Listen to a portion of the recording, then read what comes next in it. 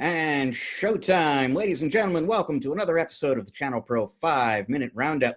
A look at news, trends, and tips for the SMB channel in 5 minutes or thereabouts. My name is Rich Freeman. I am executive editor of the ChannelPro Network. I am also a co-host of this program.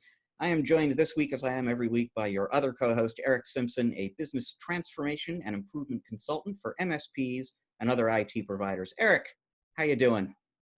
Hey, Rich, hanging in there, hanging in there. Just taking it day by day, watching the coronavirus stats.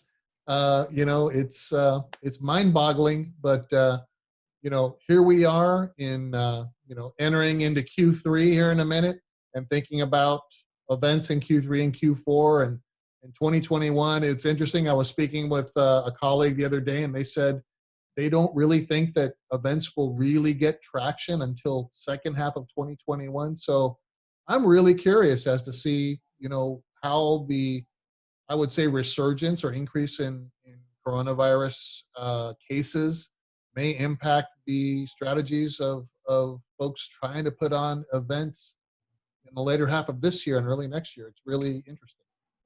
Yeah, no, I mean, I certainly don't think we're going to see anything close to the normal volume of in-person events. It will be interesting to see if there are any, but if there are, there won't be a whole lot of them. And I don't know if it'll be maybe Q2 of next year, if not Q3, before things really start picking up in that area. But I do suspect that that first quarter of next year, it'll be pretty much the same story as what we're seeing now. The other interesting thing to me that I'll be curious about, I mean, this whole experience has changed so much of the industry already.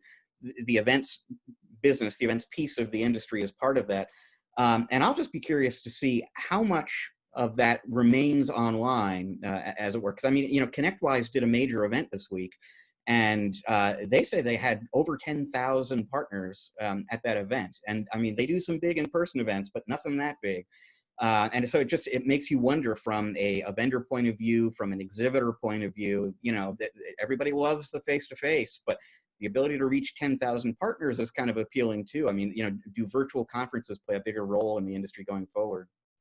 Yeah, I speak with a lot of partners, and some partners are like, hey, coronavirus, best thing that ever happened to us, because we were able to grow this way and sell these different services and really strengthen our relationship with our clients. And, for folks like you and I, hey, we're not traveling like at all, but we're as busy as we normally are anyway. So I've actually gotten to do a lot more because I've been able to focus and not travel to, 30 events and things like that. So it really does make you think about how, that will impact someone's business growth strategy. So yes, I totally think that, vendors that have had success and have figured out have cracked that nut of how to do the virtual events together, and those that are kind of experimenting with kind of hybrid/virtual events later on, that may be a winning combination, because of course I think costs will be lower the more virtual they do. And like you said, I mean, how do you reach, a critical mass of partners like that? That's an amazing number from the ConnectWise event. So we shall see. This year has been completely unpredictable, and the future remains unpredictable, and we'll just kind of keep going along for the ride. Now let's dive into our top story of the week here, and we could talk about all the news out of ConnectWise, but I decided let's focus in on something that may have gotten missed this week, but is interesting to me and kind of a sign of the times, and it concerns Huntress Labs.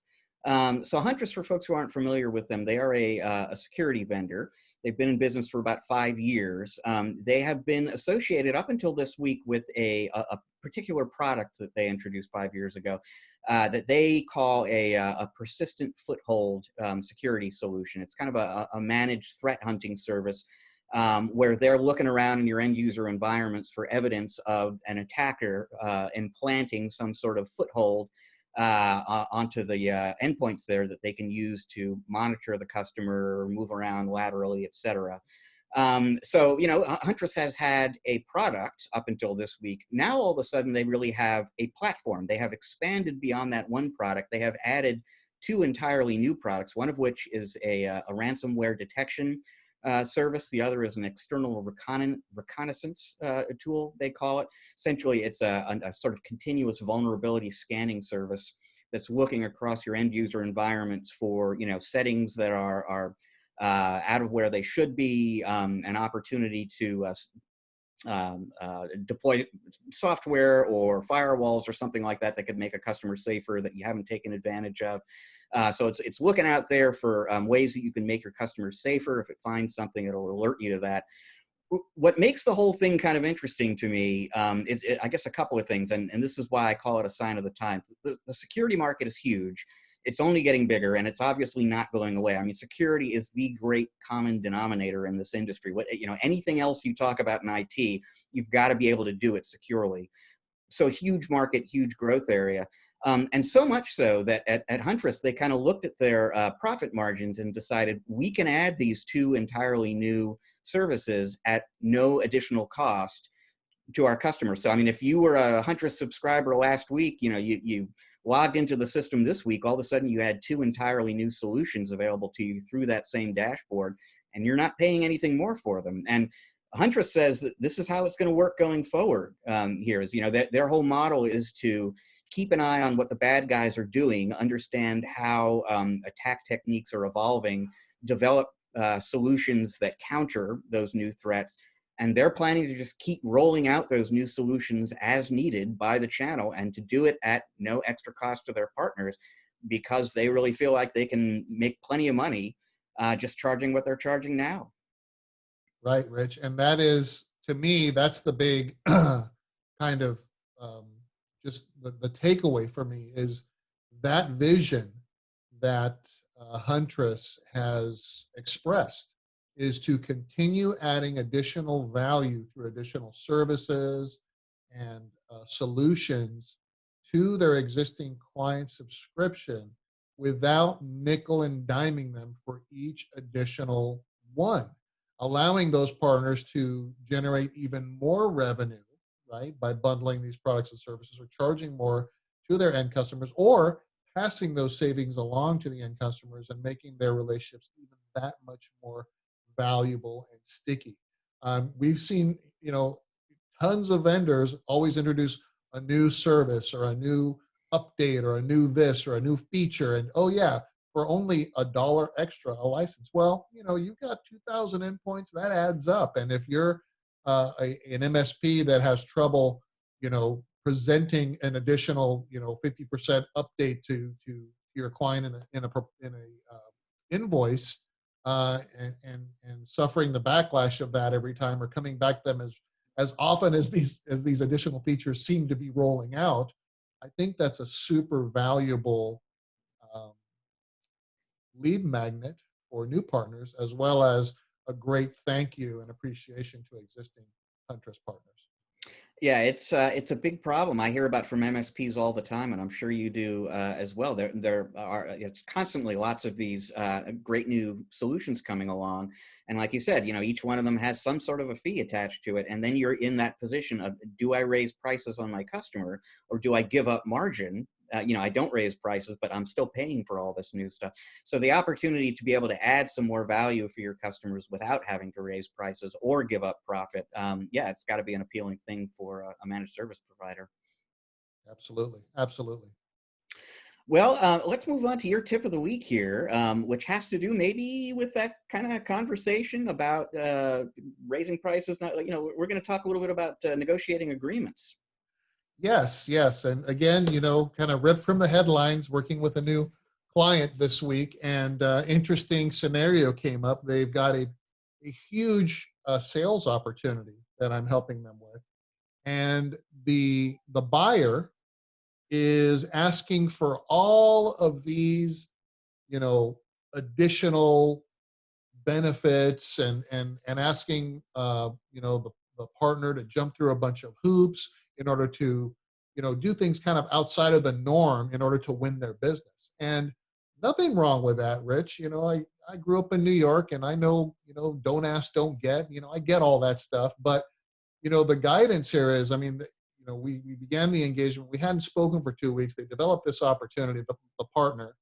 And on today's call, he shared it with me, and I said, well, holy cow, It's great that they ask for all these things, but, instead of taking the approach to try to, okay, say yes to everything, there's a way for you to add, to impress the value of your services to the client by saying, okay, we'll say yes to all of these things if you will sign a 3-year agreement, right?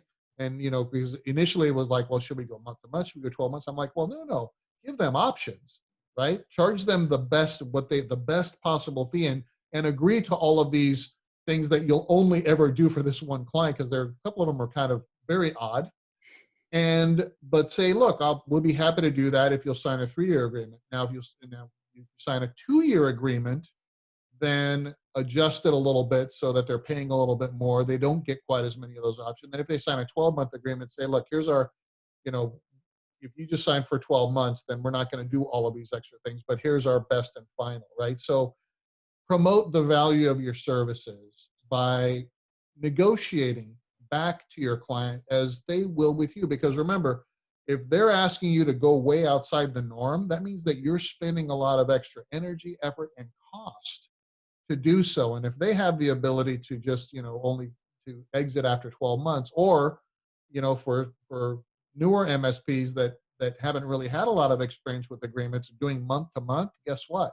You're in the worst possible position, right? And then in addition to that, once you've developed your proposal with these different options, in the agreement that you deliver to them, which is another guidance that I gave them, make certain that they can't cancel for convenience, right? So they can cancel for cause without remedy, which means, okay, I've identified something I'm not happy with, Mr. or Mrs. MSP.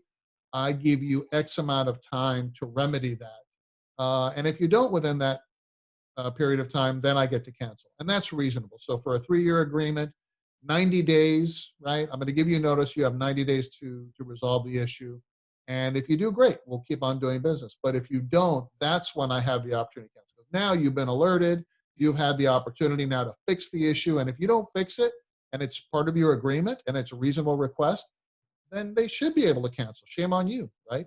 But then on the flip side, in that same termination clause, you have the right to cancel the agreement with the client with 90 days written notice. So that puts you in a position of advantage, right? So of course, you're not going to just be canceling contracts, but sometimes we get a client that we just 6 months in go, holy cow, this has turned into something that is just untenable anymore. And instead of feeling like you're locked into a 12 or 36-month contract, worst case, you can simply just give the client notice that says, hey, I'm giving you 90 days notice, not working out really. So, we'll help transition you to your new provider, but let's work on that together. So again, remember, you do have the ability to negotiate, and you should negotiate for the value of your services. Don't give everything away just because the client's asking for it.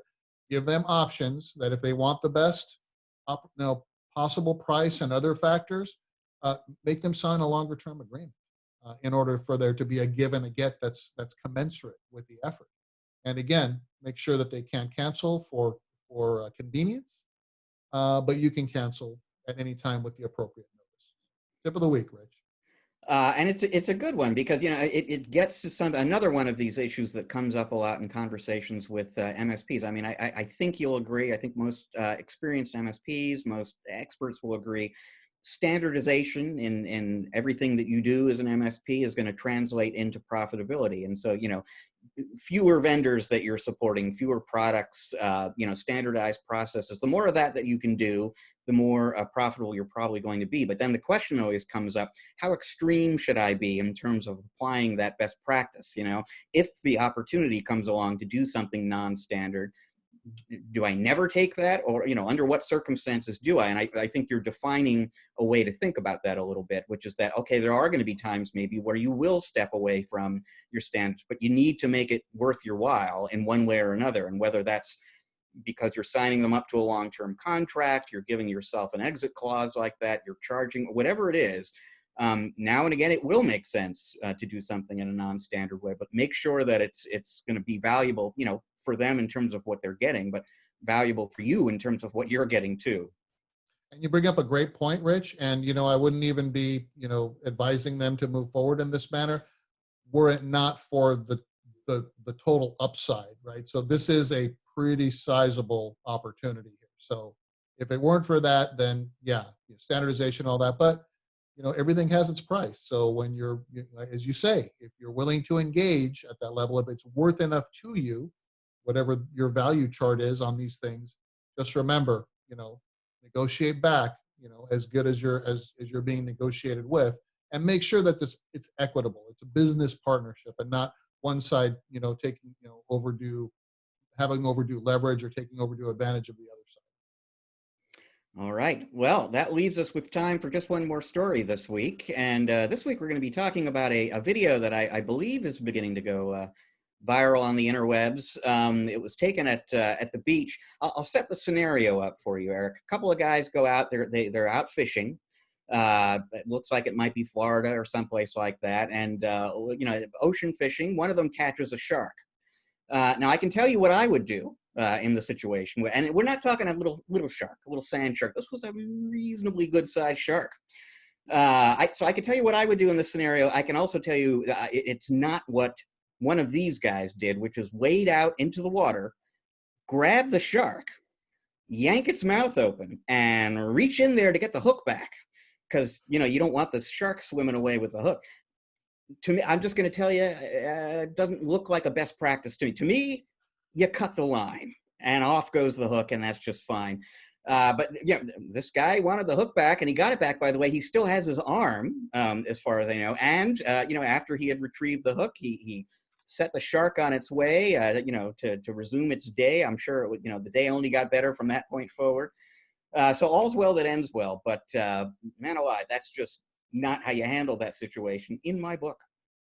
Well, that guy must have been Chuck Norris, because I would expect Chuck Norris to just go out there, grab that fish by the fin, reach down there and grab and yank that hook out and send him on his merry way. Holy cow. Yeah, that's a whole different kind of crazy, I think. A whole, because, that would have been a great story. Yeah, we had to cut the line and the shark took off and whoo. But, that would have been a great story. But, the worst story is the one you didn't want to have happen. Oh, yeah, Tom tried to get his hook out, and that's what happened. That's why. That's why he's got no arm. Right? Easy. Well, and as the person who sent me this video said, that that's why we call him Lefty, right? Nice. But thankfully, not the case. Everybody came away, even the shark came away from this okay. So it's one of those stories that could have worked out very differently, but thankfully did not. And folks, that is all the time we have this week on the 5-Minute Roundup. Thank you so much for joining us. If you like the show, you want to take a look at some past episodes, you want to know about the new ones when they become available, please go to the ChannelPro Network channel on YouTube and subscribe there. Make sure you click the little bell icon if you want to get notified when the new episodes go up. You want to read more about Huntress, you want to read our coverage of the ConnectWise event this week, you want to get great business growth advice for your company, go to channelpronetwork.com every day, because we have got great new content for you every day there. To learn more about Eric and the work that he does with his clients, go to ericksimpson.com. That is ERICK Simpson.com. So once again, thank you so much for joining us this week. We will be back again next week. Until then, folks, please enjoy the rest of your week. Eric and I are enjoying the rest of your week already.